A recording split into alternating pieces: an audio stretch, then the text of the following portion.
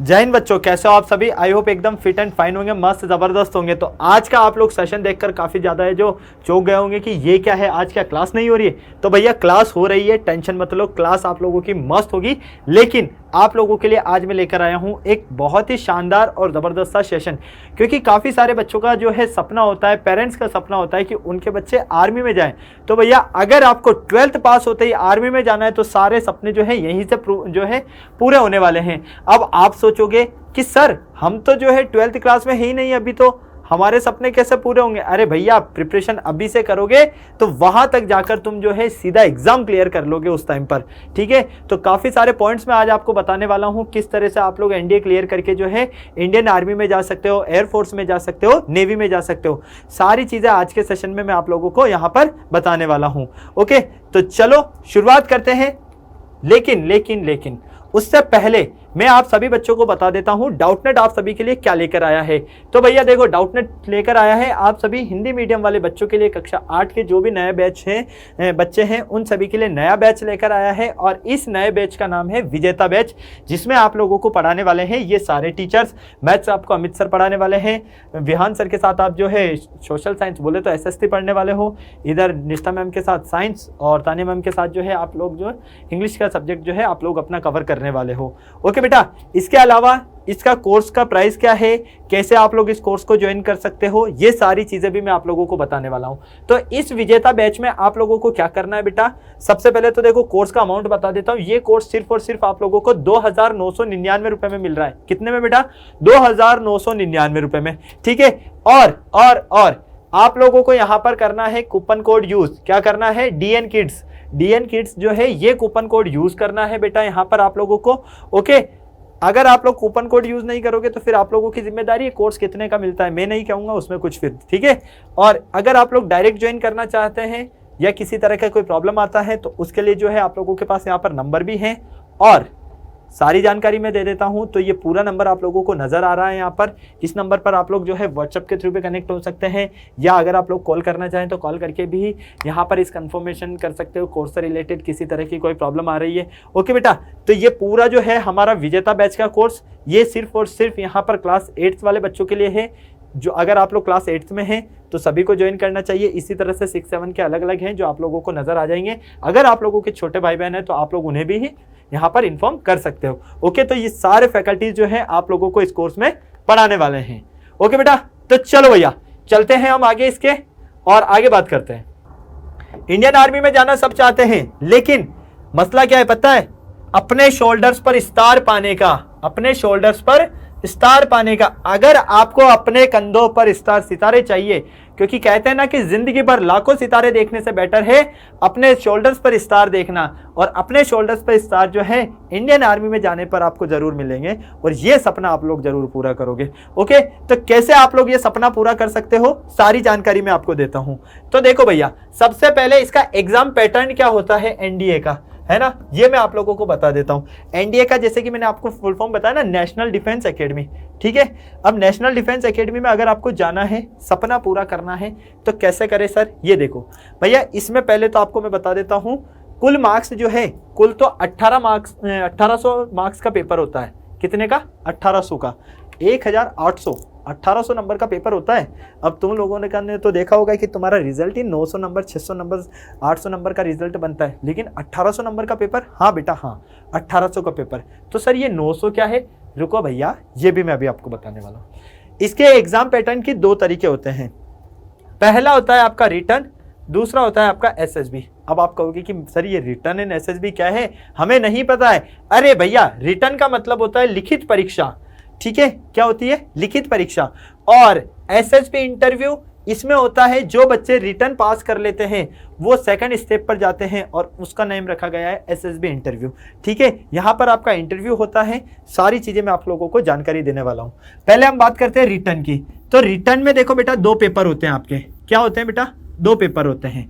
पहला पेपर होता है आपके मैथ्स का, बोले तो गणित का। क्या कहा मैंने? पहला पेपर होता है आपके गणित का, ठीक है। और दूसरा पेपर जो होता है वो होता है आपके जनरल अवेयरनेस। इसमें आपके जो है इंग्लिश,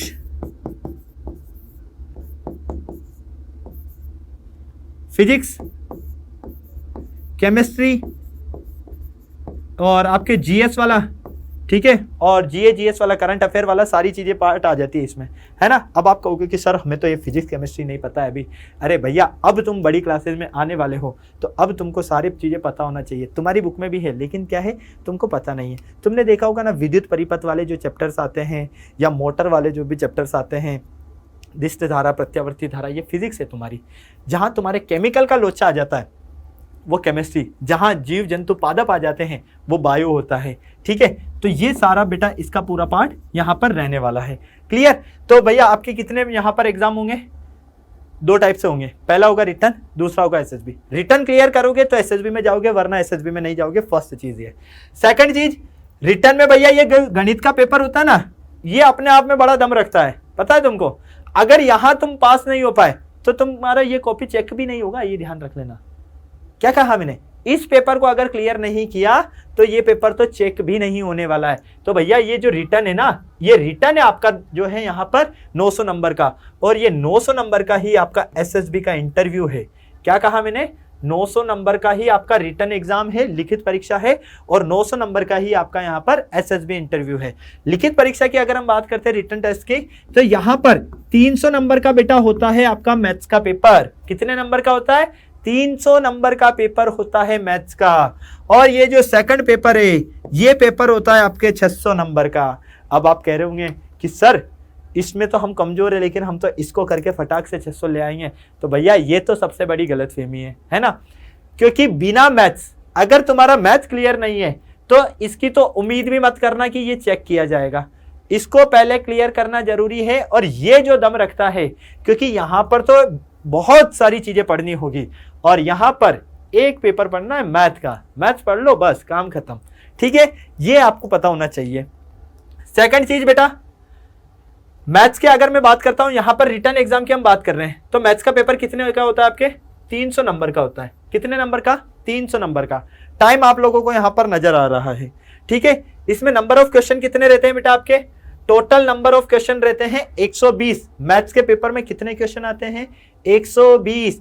और 120 क्वेश्चन की अगर बात करूं मैं, तो एक क्वेश्चन मेरा 2.5 नंबर का रहता है। एक क्वेश्चन मेरा 2.5 नंबर का रहता है। तो फाइनली कितने नंबर का पेपर हो गया भैया? 300 नंबर का तो मेरा सिर्फ और सिर्फ मैथ्स हो गया। कितना हो गया? 300 नंबर का तो मेरा सिर्फ और सिर्फ मैथ हो गया। और अब बचे कितने? 600। भाई 300 माइनस कर दो, कितने बचे? 600 बचे। अब ये जो 600 है ये आपका सेकंड पेपर है, जिसमें आपका सारा जो सब्जेक्ट है अदर, इंग्लिश आ गया, फिजिक्स आ गया, केमिस्ट्री आ गया, बायो आ गया, करंट अफेयर आ गया, है ना। ये सारी चीजें आप लोगों को सेकंड पेपर में मिलने वाली हैं। तो बेटा मैथ्स से जो बच्चा पीछा छुड़ाना चाह रहे हैं और वो सोच रहे हैं कि हम इंडियन आर्मी में अच्छी पोस्ट पर चले जाएं, तो गलतफहमी में है। बिना मैथ्स के आप कुछ भी नहीं कर सकते। आर्मी तो छोड़िए, कोई से भी गवर्नमेंट प्रिपरेशन एग्जाम की अगर आप जो है तैयारी कर रहे हैं, एग्जाम देने के लिए गवर्नमेंट तैयारी के लिए बैठे हैं, या आपका सपना है कि गवर्नमेंट सेक्टर में जाना है, तो मैथ तो आपका जरूर मिलेगा वहां पर। इसलिए मैथ्स से दुश्मनी नहीं लेने का भैया। मैथ्स को अच्छे से एंजॉय के साथ पढ़ो, इंटरेस्ट लो मैथ्स में। जितना ज्यादा इंटरेस्ट लोगे उतना ज्यादा मैथ्स में आपको मजा आएगा। ओके बेटा, यहां तक की सारी चीजें क्लियर? किसी को कोई डाउट नहीं? चलो अब चलते हैं हम आगे। अब मैं आपको बता देता हूं कि नेशनल डिफेंस एकेडमी आखिर में है कैसी। तो भैया देखो, जो बच्चे एनडीए का रिटर्न एग्जाम क्लियर कर लेते हैं, ध्यान से सुनना, जो बच्चे एनडीए का पहले रिटर्न एग्जाम क्लियर कर लेते हैं, ठीक है, रिटर्न क्लियर हो गया, देन उसका होता है एसएसबी का इंटरव्यू, ठीक है। एसएसबी का इंटरव्यू होता है, कितने दिन होता है बेटा? 5 दिन होता है, 5 डेज। जब आपका एसएसबी का इंटरव्यू होता है ना, तो उसमें आपको मस्त तरीके से उधेड़ा जाता है। उधेड़ना समझते हो? मतलब कि खोला जाता है आपको, बिल्कुल हर एक चीज जानकारी ली जाती है, हर एक ऐसी सिचुएशंस लाई जाती है आप लोगों के सामने कि अगर आप ऐसी परिस्थिति में हो तो कैसा डिसीजन लोगे, सारी चीजें, है ना। मतलब हम कह सकते हैं कि हम मेंटली भी चेक किया जाता है, हमारे फिजिकली भी चेक किया जाता है वहां पर, हर तरह से, ठीक है, क्लियर। तो यहां पर ये चीजें हो गई बेटा आपकी। एसएसबी इंटरव्यू में नेक्स्ट क्या होता है बेटा? यहां पर अगर आप ये दोनों ही क्लियर कर लेते हो तो आपको भेजा जाता है खड़गवासला। कहाँ? खड़गवासला, पुणे, ठीक है, जहां पर होती है भैया आपकी ट्रेनिंग। क्या होती है बेटा? ट्रेनिंग होती है। ये है आपकी नेशनल डिफेंस एकेडमी जो आपको नजर आ रही है। तो अब आपको देखने पर ही अगर ऐसा नजर आ रहा है तो सोचो जब आप वहां पर सामने अगर कदम रखोगे अपने तो आपको क्या फील होगा। मतलब कहते हैं ना कि रोम रोम गूज़बम्प जो है हमारे खड़े हो जाना, बिल्कुल सिचुएशन वैसी है। तो यहाँ पर आप लोगों का पूरा ट्रेनिंग का पार्ट रहने वाला है बेटा कि आप लोगों को पूरा जो है फौजी बनाकर तैयार किया जाएगा। ठीक है, जो होते हैं ना कि अच्छी पोस्ट वाले जैसे लेफ्टिनेंट्स वगैरह होते हैं तो वो सारी रैंक्स आपको यहीं से मिलने वाली हैं। ठीक है, इसके अलावा इंडियन आर्मी की अगर हम बात करते हैं तो 3 कैटेगरी आप लोगों को पता है। ठीक है, जल सेना, थल सेना और वायु सेना। ये तो है आपकी थल सेना। क्या है बेटा, ये आपकी थल सेना। तो यहां से अब आप सोच रहे होंगे कि सर अगर हमें थल सेना में जाना है, इंडियन आर्मी में सोल्जर्स में जो है, जो जमीनी स्तर पर सोल्जर्स है उनके साथ में अगर हमें जाना है तो कैसे क्या होगा। तो भैया वहां जाकर आप लोगों से जो है आपकी चॉइस की एकेडमी जो है आप लोगों को ज्वाइन करवाई जाती है, उनके बारे में भी अभी मैं आपको बताने वाला हूँ। क्लियर। दूसरा आता है वायु सेना। बहुत सारों का सपना होता है कि एयरफोर्स में जाने का, क्योंकि हम तो सर जब से ये अभिनंदन जी जो है पाकिस्तान को बर्बाद करके आए मस्त तरीके से, कहते हैं ना कि मुंह की खाई पाकिस्तान ने तबीयत से, तो भैया तब से तो सपना हो गया कि फाइटर जेट तो हमारे पास होने ही चाहिए, पायलट हम ही रहने चाहिए उसमें। तो भाई ये लगता ईजी है लेकिन मेहनत बहुत मांगी जाती है, ये मैं आपको बता देता हूँ। ठीक है, क्लियर। तीसरी कंडीशन आती है आपके पास, तीसरी कंडीशन आती है बेटा इंडियन नेवी की, है ना। क्लियर। तो ये 3 हमारी सेनाएं हैं, तीनों के बारे में आप लोगों को पता चल गया। अब मैं आपको बता देता हूं कि इसमें होता क्या क्या है, क्वालिफिकेशन आपकी क्या होनी चाहिए, सारी चीजें। अगर मैं यहां पर सबसे पहले योग्यता की बात करूं बेटा, ठीक है, किसकी बात करूं, मैं योग्यता की बात करूं। ध्यान से देखते जाना एक एक चीज, क्योंकि मेहनत बहुत की है मैंने आपके लिए पीपीटी बनाने में, है ना। तो यहां से हम देखते हैं योग्यता, यहीं पर सारी चीजें देख लेते हैं। अगर इसकी क्वालिफिकेशन की बात की जाए तो एक तो आप 12th पास होने चाहिए बेटा। ठीक है, क्या होने चाहिए, 12th पास होने चाहिए। और सेकंड चीज आपके 60% होने चाहिए, एक तरह से आप लोग ये मान के चलो, है ना। वेट और हाइट का जितना लफड़ा नहीं रहता है उतना ज्यादा एक तो यहाँ पर चीज आ जाती है। तो फर्स्ट प्रायोरिटी तो क्या रहनी चाहिए, 12th पास रहनी चाहिए। तो जो बच्चा साइंस स्ट्रीम से होता है, जो साइंस मैथ्स लेता है, ठीक है, बायो वाले की बात नहीं कर रहा हूं मैं, सिर्फ जो साइंस मैथ्स लेता है वो इंडियन आर्मी में जा सकता है, एयरफोर्स में जा सकता है, नेवी में जा सकता है। आर्ट्स वाला जो है सिर्फ वो भारतीय सेना में जा सकता है, थल सेना में। ठीक है, वो एयरफोर्स के सपने ना देखे। बायो वालों के लिए भी सेम चीज़ है, मैंने आप लोगों को बता दिया है। तो इन चीज़ों का आप लोगों को ध्यान रखना है। तो स्ट्रीम क्या होनी चाहिए 12th में, आप 11th में आपके साइंस मैथ्स क्या होनी चाहिए बेटा, साइंस मैथ्स होनी चाहिए। ठीक है, साइंस मैथ्स, ओके, बायो नहीं होनी चाहिए, ये ध्यान रख लेना। क्लियर। चलो बोले तो ब्रैकेट में लिखता हूं पीसीएम, ये सब्जेक्ट होने चाहिए एक तो, या आपके पीसीबी होंगे तब भी चलेगा, या आपके आर्ट्स से होंगे तब भी चलेगा, लेकिन कैटेगरी का ध्यान रखना, ये सभी में जा सकते हैं और इन दोनों का मैंने आपको बता दिया है। क्लियर, ये चीज आप लोगों को ध्यान रखना है। चलो भैया इसके आगे चलते हैं हम। तो भाई देखो, जिन बच्चों का सपना होता है कि सर मुझे तो इंडियन जो है नेवी में जाना है, मुझे तो इंडियन एयरफोर्स में जाना है, तो वो सारी चीजें भी मैं आपको क्लियर कर देता हूं। जो बच्चे थल सेना में जाना चाहते हैं उन्हें भेजा जाता है एग्जाम क्लियर करने के बाद इंडियन मिलिट्री एकेडमी। यहीं पर आप लोगों की ग्रेजुएशन भी करवाई जाती है। ठीक है, यहां पर आप लोगों को ग्रेजुएशन भी करवाई जाती है, साथ ही साथ आप लोगों को जो है पूर्ण रूप से तैयार किया जाता है ना। पूर्ण रूप से क्या किया जाता है, तैयार किया जाता है, जहां पर आप लोगों को सिर्फ अपने देश के अलावा कोई भी चीज ऐसी नहीं लगेगी जिससे आपको प्यार होगा। बस आप यही कहोगे कि देश सबसे पहले है, बाकी सब बाद में है। प्यार तो होगा सभी से, मतलब देश से पहले किसी को प्यार नहीं होगा। ठीक है, क्योंकि कहते हैं ना कि जहां पर पेरेंट्स आ जाते हैं तो इंसान का जो है दिल पिघल जाता है। लेकिन इन सभी को सोल्जर्स जो है इंडियन आर्मी के, उनको इस तरह से तैयार किया जाता है कि उनको सिर्फ एक ही माँ नजर आती है और वो है भारत माता। ठीक है, चलो जिन बच्चों का सपना है इंडियन नेवी में जाने का, उन्हें भेजा जाता है इंडियन नेवल एकेडमी में। क्लियर, यहां पर आपको पूरी जो भी नेवी से रिलेटेड जानकारियां, मतलब कि आपको क्या क्या नॉलेज होना चाहिए, किस तरह से आपको ट्रेंड होना चाहिए, किस तरह से आपको ट्रेनिंग दी जाती है, सारी जानकारी आपको मिलती है कहां पर, इंडियन नेवल एकेडमी में। ठीक है ना। और एक चीज और ध्यान रखना, तीनों के सैल्यूट्स में भी बहुत अंतर है। तो इंडियन नेवी का जो सैल्यूट है वो ये रहता है, ये ध्यान रख लेना। ये इसीलिए लगा कर लाया हूं आपके लिए कि सैल्यूट भी पता होना चाहिए। बहुत सारों को तो पता भी नहीं कि सर सैल्यूट ऐसे होता है, ऐसे होता है या ऐसे होता है ना। 3 टाइप्स के सैल्यूट होते हैं, तीनों आर्मी के डिफरेंट, ये ध्यान रख लेना। ओके, चलो। और जिस बच्चे का सपना होता है कि सर मुझे तो इंडियन एयर फोर्स में ही जाना है तो भैया आपको भेजा जाएगा एयर फोर्स एकेडमी में। कहाँ भेजा जाएगा? एयर फोर्स एकेडमी में। एयर फोर्स एकेडमी में जाने के बाद आपको वहाँ पर जो आपका क्वालिफिकेशन है ग्रेजुएशन वो पूरा कंप्लीट कराया जाता है। साथ ही साथ आप लोगों को पूरी ट्रेनिंग जो है यहाँ पर दी जाती है।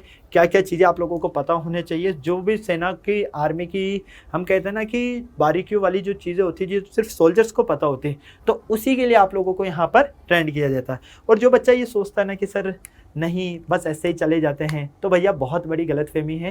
क्योंकि आर्मी को ज्वाइन करने के लिए ना आपकी बॉडी नहीं चाहिए, आपका जिगरा चाहिए। जिगरा कहते हैं ना कि भैया दिल गुर्दे कितने मजबूत है, बस वो वाली चीज़ है कि आपका जिगरा कितना मजबूत है। ठीक है, करेज की जहाँ पर बात आती है, ऐसा नहीं कि जिम गए और बॉडी बना ली बस हो गए, हाँ डोले शोले नजर आ गए। नहीं भैया, डोले शोले कितने बड़े हो लेकिन जब तक आपके अंदर जिगरा नहीं है ना तब तक आप कुछ नहीं कर सकते। इसलिए ध्यान रख लेना, यहाँ कौन जाते हैं? जिनमें जिगर होता है बस।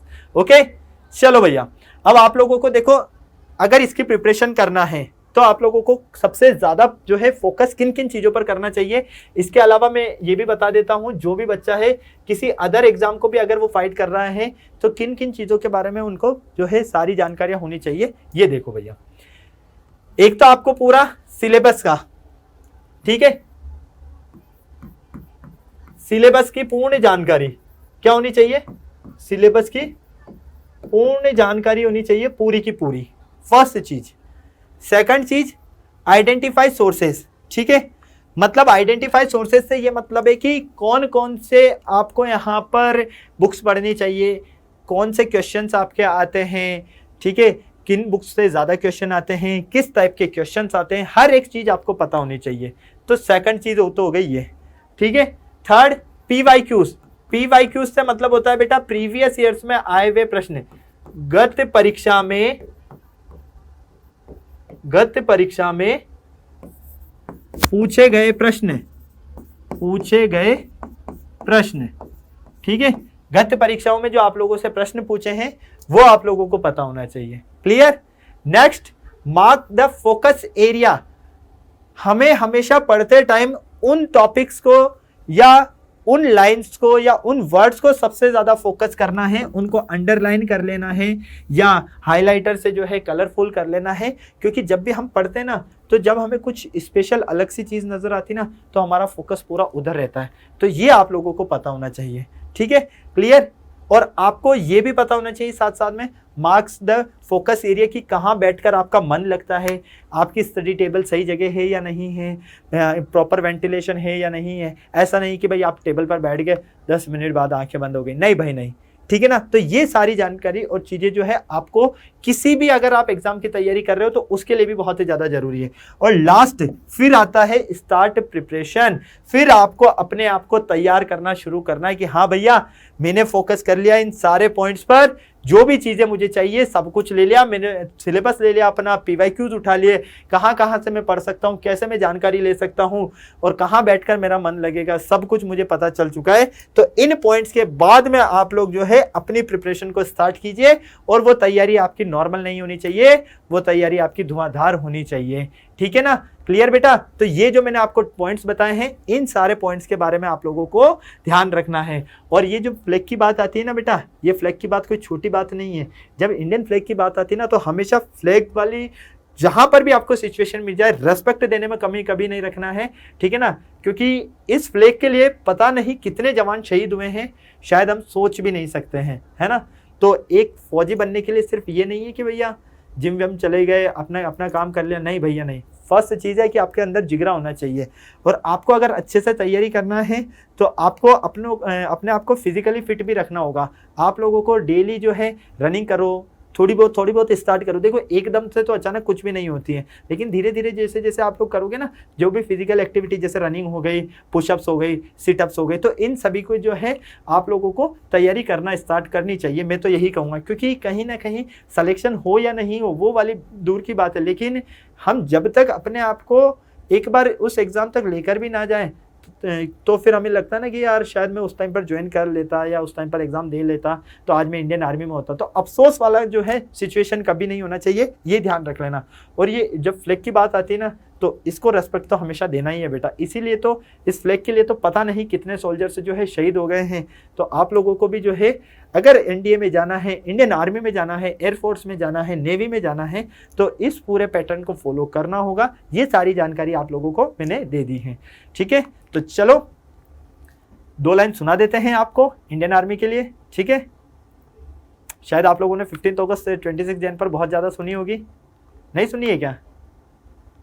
हाँ या ना, फटाफट से बताओ भाई, सुनी हुई होगी यार, यार रहने दे। भारत माता की जय, जय हिंद तो हमेशा बोलते हुए आए हो, है ना। तो 2 लाइन्स ये थी कि शहीदों की चिताओं पर लगेंगे हर बरस मेले, शहीदों की चिताओं पर लगेंगे हर बरस मेले, वतन पर मिटने वालों का यही नामो निशा होगा। तो जय हिंद, जय भारत के साथ फिर मिलते हैं बेटा। तब तक सारे बच्चे स्वस्थ रहें, मस्त रहें और तंदुरुस्त रहें, और अपनी जो है तैयारी उसको शानदार बनाइए। ओके।